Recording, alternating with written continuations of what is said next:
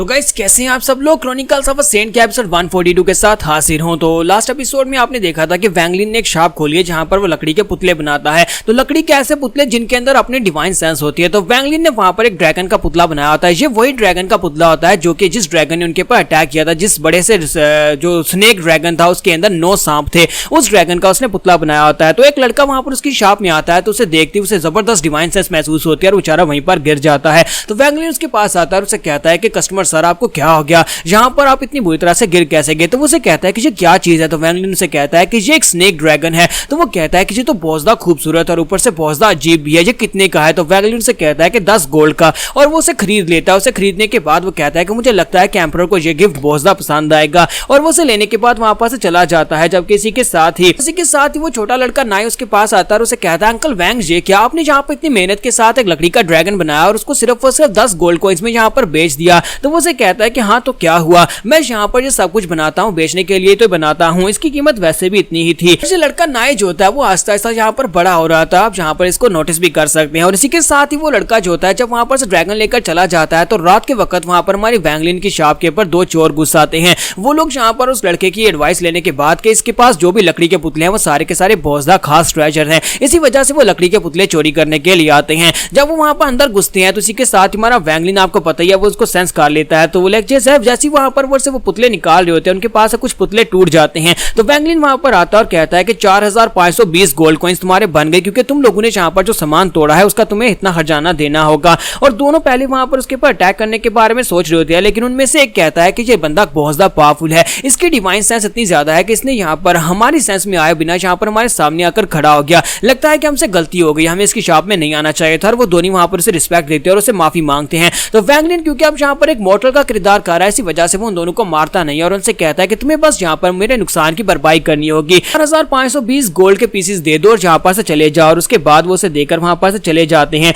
जबकि हमारा वैंगलिन जो होता है उसे वहीं पर उसी शॉप को बनाए हुए 2 साल और गुजर जाते हैं, जहां पर इस कंट्री के अंदर से टोटल 3 साल हो चुके हैं। और नाई जो होता है वो पहले से काफी ज्यादा बड़ा हो चुका होता है। वो उसे कहता है अंकल जहां पर फिर से हैप्पी न्यू ईयर। तो हमारा वैंगलिन से कहता है हाँ क्यों नहीं, और साथ ही वो अपने पास से गोल्ड कॉइन उसे देता है और कहता है कि ये लो ये गोल्ड कॉइन तुम्हारी न्यू ईयर की पॉकेट मनी है। और वो उसके पास से वो ले लेता है और बहुत ज्यादा खुश हो जाता है और कहता है अंकल वैंग मैं यहाँ पर दुआ करूंगा कि आपकी दुकान और भी ज्यादा अच्छे से चले, पिछले 3 साल से आपके पास कस्टमर्स भी काफी ज्यादा बढ़ गए हैं। तुम्हारा वैंगलिन की तरफ देखता और कहता है देखो तो जरा नाई पिछले 3 सालों में कितना बड़ा हो गया है, और जब से मैंने यहाँ पर वो ड्रैगन उस बंदे को भेजा था पिछले 2 साल से मेरे पास यहाँ पर कस्टमर्स भी काफी ज्यादा बढ़ गए हैं। मैं तो यहाँ पर पूरी तरह से अपनी इस नई लाइफ को एंजॉय कर रहा हूँ जिसमें एक काम इंसान बनकर ये सब कुछ कर रहा हूँ। तुम्हारा वैंगलिन वहां पर से फिर शॉप के अंदर आता है। वहां पर आने के बाद उसने अपनी मॉम अपनी डैड उन दोनों का पुतला बनाया होता है, साथ ही वहां पर लीमू वैन का पुतला बनाया होता है। वो उसको याद करता है और कहता है कि लीमू वैन मैं तुम्हें कैसे भूल सकता हूँ, तुम तो मेरी जान। और इसी के साथ ही हल्का सा मुस्कुराता है और कहता है मैं यहाँ पर इन सारी इमोशंस को बिल्कुल भी नहीं छोड़ सकता, क्योंकि यहाँ पर अगर हम लोग डाव को हासिल करना चाहते हैं और आगे बढ़ना चाहते हैं तो हमें इमोशंस को भी छोड़ना पड़ता है, लेकिन मैं इनको बिल्कुल भी नहीं छोड़ूंगा।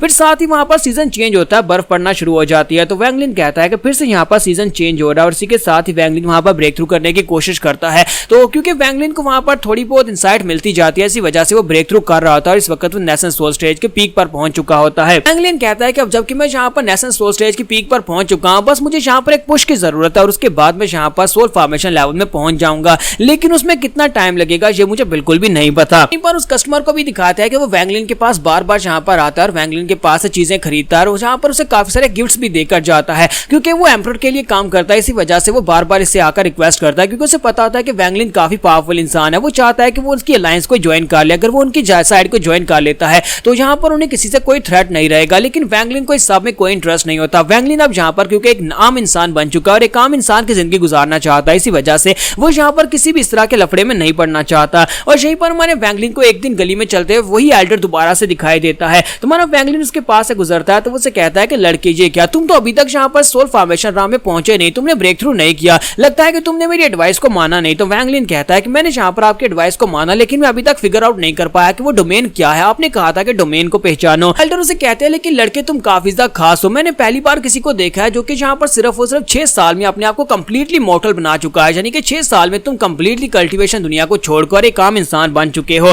फिर साथ ही वो उसे कहता है कि लड़के और तुम्हारी बॉडी और फ्लैश भी बिल्कुल सेम टू सेम हो चुकी है, यानी कि बिल्कुल एक आम इंसान की हो चुकी है। अब मुझे लगता है कि तुम्हें यहाँ पर डोमेन को एक्सपीरियंस करना चाहिए ताकि तुम ब्रेक थ्रू कर सको। और वैंगलिन फिर से उनसे कहता है कि मास्टर मुझे अभी भी डोमेन की समझ नहीं आ रही कि डोमेन क्या होती है। और इसी के साथ ही वो उसे कहता है कि तुम्हें पता है ना कि यहाँ पर खाली पेट में कुछ भी नहीं बता सकता। तो वैंगलिन कहता है कि मेरे पास आज कुछ भी नहीं है, मेरे पास कुछ सिल्वर कॉइन्स, आप इनके साथ चाय पी सकते हैं। तो वो उसके पास सिल्वर कॉइन्स ले लेते हैं और वहां पास चले जाते हैं। जबकि हमारा वैंगलिन जो होता है अपने घर आता है तो एल्डर पैलेस उसके घर में मौजूद होते हैं। वो वहां पर उसके लकड़ी के पुतले देख रहे होते हैं और उसे कहता है कि लड़के ये क्या, तुमने यहाँ पर 6 साल में दुकान में काफी अच्छी तरक्की कर ली हो, तुम यहाँ पर काफी सारे पुतले बना रहे हो। तुम्हारा वैंगलिन से कहता है कि एल्डर अगर आप मेरे घर आने वाले तो आप मुझे पहले बता देते, मैं आपके लिए यहाँ पर प्रिपरेशंस कर देता। तो वो कहते हैं कोई बात नहीं, कोई बात नहीं, लेकिन मैं यहाँ पर तुम्हारी दुकान में आने के बाद काफी ज्यादा हैरान हुआ हूँ कि तुमने यहाँ पर जिन लोगों के पुतले बनाए हुए हैं, जिन लोगों के स्टैचूज बनाए हुए हैं और जिन बीस्ट के स्टैचूज बनाए हुए हैं, ये सारी की सारी चीजें जो है ये आम दुनिया में ऐसे बिल्कुल कोई नहीं बना सकता। यानी कि ये कोई मिथिकल क्रिएचर्स नहीं है, बल्कि इन सभी को तुमने अपनी आंखों से देखा होगा तभी तुम इनको बना पाए हो।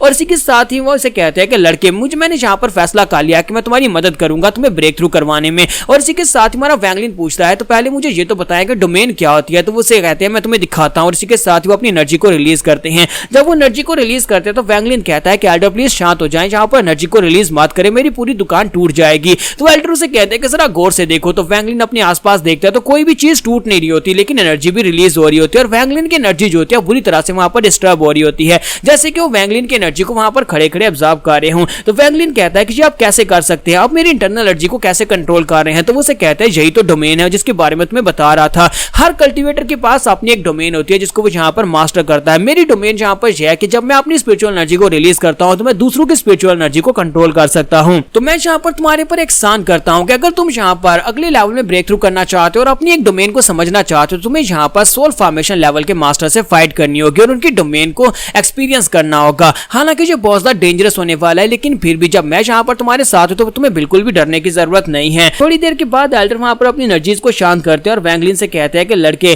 क्या तुम यहाँ पर अब रेडी हो, क्या तुम मेरे साथ यहाँ पर चलने को तैयार हो, मैं तुम्हें यहाँ पर डोमेन दिखाऊंगा। और इसी के साथ उसे अपने साथ लेकर वहां पर से बाहर आ जाते हैं। वहां पर से बाहर आने के बाद वो वैंगलिन को अपने साथ लेकर जाने वाले हैं। वो उसे कहते हैं कि मैं यहाँ पर से टेलीपोर्ट करके तुम्हें लेकर जाऊंगा, लेकिन बदले में तुम्हें यहाँ पर मेरे लिए कुछ करना होगा। तो वैंगलिन कहता है कि बताएं आपको यहाँ पर मुझसे बदले में क्या चाहिए। तो वो कहते हैं अगर मैं यहाँ पर तुम्हें ब्रेक थ्रू करवाता हूँ तो बदले में तुम्हें मेरे 100 स्टैचूज बनाने होंगे, वो भी सबसे कमाल के स्टैचूज मेरे बनाने होंगे। तो वैंगलिन कहता है हाँ क्यों नहीं, मैं आपके लिए ये कर सकता हूँ, इसमें काफी ज्यादा टाइम लगेगा। तो वो कहते हैं कोई बात नहीं, कोई बात नहीं, मेरे जैसे महान इंसान के स्टैचूज तो होने चाहिए और लोग उन स्टैचूज को जरूर खरीदेंगे। और इसी के साथ ही वो वहां पर से बाहर लेकर आते हैं और वहां पर से टेलीपोर्ट हो जाते हैं। टेलीपोर्ट होने के बाद वो पूरे 1 लाख किलोमीटर का सफर तय करते हैं वैंगलिन को अपने साथ लेकर। वैंगलिन इस बात से बहुत ज्यादा हैरान होता है, कहता है ये टेलीपोर्टेशन टेक्निक तो बहुत ज्यादा टेरिफाइंग थी, आज से पहले मैंने किसी को यहाँ पर 1 लाख किलोमीटर तक सफर तय करते हुए नहीं देखा। वैंगलिन कहता है कि मुझे लगता है कि ये बुड्ढा मास्टर कोई आम सा बुड्ढा मास्टर नहीं है, बल्कि बहुत ही पावरफुल मास्टर है जो कि सोल फॉर्मेशन लेवल या फिर सोल ट्रांसफॉर्मेशन लेवल में हो सकता है। जहां पर हम लोग अपनी एपिसोड 142 का एंड करेंगे। नेक्स्ट एपिसोड में देखेंगे क्या हमारा वैंगलिन जहां पर ब्रेक थ्रू कर पाएगा, क्या वैंगलिन जहां पर सोल फॉर्मेशन लेवल में पहुंच पाएगा डोमेन्स को एक्सपीरियंस करने के बाद या नहीं।